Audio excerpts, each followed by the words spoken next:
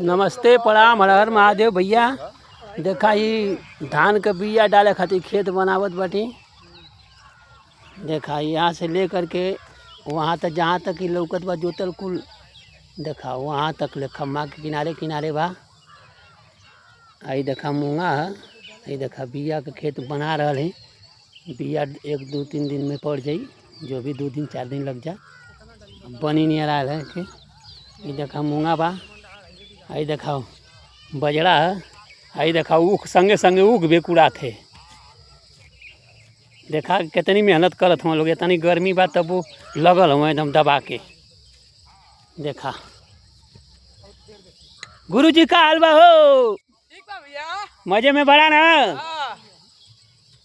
देखा यार एकदम लगल हम लोग कथवा एकदम ठीक है। दोनों जानी भाई हम लोग चपले हम एकदम हमारा राय के। देखा